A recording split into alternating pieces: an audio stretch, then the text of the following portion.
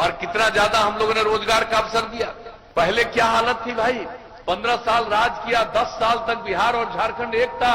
उस 15 वर्ष में इन लोगों ने रोजगार का अवसर नहीं दिया, सरकारी नौकरी नहीं दे पाए, मात्र 95,000 15 वर्षों में।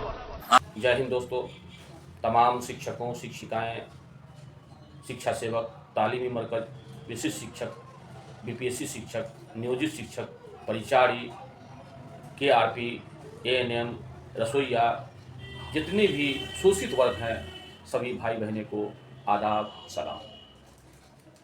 दोस्तों, आज मैं सभी पर चर्चा करूंगा।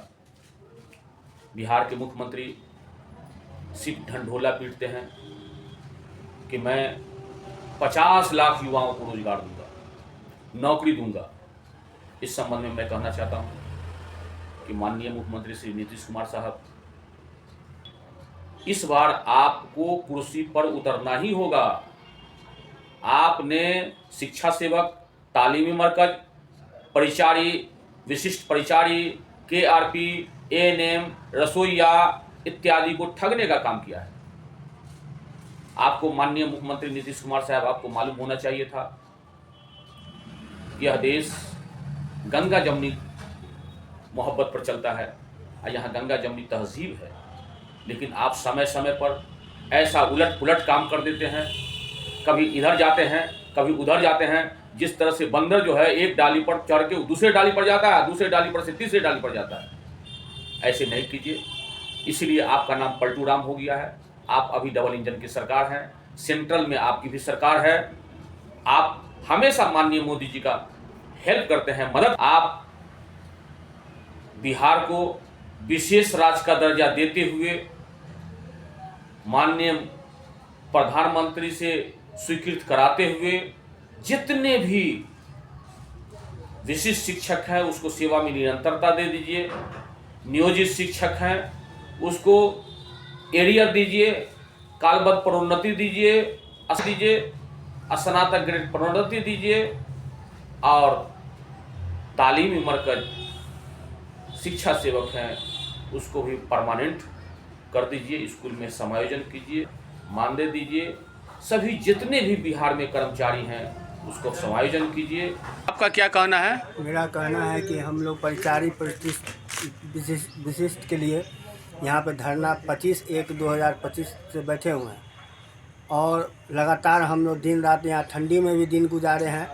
और बगल में डीएम साहब हैं, कलेक्टर और कमिश्नरी भी, लेकिन 26 जनवरी को यहाँ झंडा फहराने के बावजूद भी हमारी कोई सुधि लेने के नहीं आया। इस बीच में हम लोग कई बार प्रदर्शन भी किए हैं और डीएम साहब देखे भी है और कमिश्नरी भी देखे हैं, लेकिन कोई सुधि लेने को तैयार नहीं है। हम लोग का अब एज भी एक्सपायर होने जा रहा है, कुछ भाइयों का तो एक्सपायर भी हो चुका है और हम लोग अनिश्चित काल के लिए बैठे हुए हैं। क्या नाम हुआ आपका? सुमन कुमार ठाकुर। हम लोग को रोजी रोटी नहीं दे रहा, ऐसा सुपरिटेंडेंट को नौकरी छोड़ देना चाहिए कि हम लोग को रोजी रोटी छीन लिया गया है। हम लोग भूखे मर रहे हैं 8 महीना से, हम लोग को रोजी रोटी छीन लिया। ऐसा सुपरिटेंडेंट को बदली करना चाहिए, ऐसा चाहिए डूब मरना चाहिए चुल्लू भर पानी में कि हम लोग का बाल बच्चा भूखे मर रहा है। हम लोग सब भूखे मर रहे हैं पर हम लोग को मुफ्त के नहीं देख रहा है। ऐसा हरामी कुत्ता को कभी ना हटा देना चाहिए।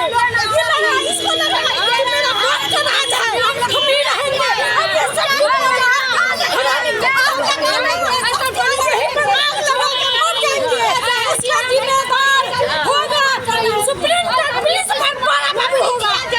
चुल्लू भटवाड़े में डूब मरना चाहिए, चूड़ी पहन के बच जाना चाहिए। ऐसा पुलिस भटवाड़ा बाबू जो हम लोग भूखे मर रहे हैं, हम लोग तकलीफ समझ नहीं आ रहा है। गरीब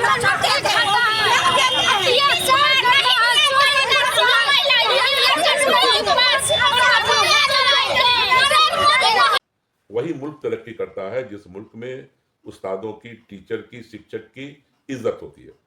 आप चले जाएं, यहाँ से फिनलैंड चले जाइए, इंग्लैंड चले जाइए, कनाडा चले जाइए, अमेरिका चले जाइए। एक टीचर जो है स्कूल में पढ़ाने वाला, वो किसी प्रोफेसर से कम नहीं होता है उसकी वैल्यू, और तनख्वाह में भी बहुत दूरी नहीं होती है।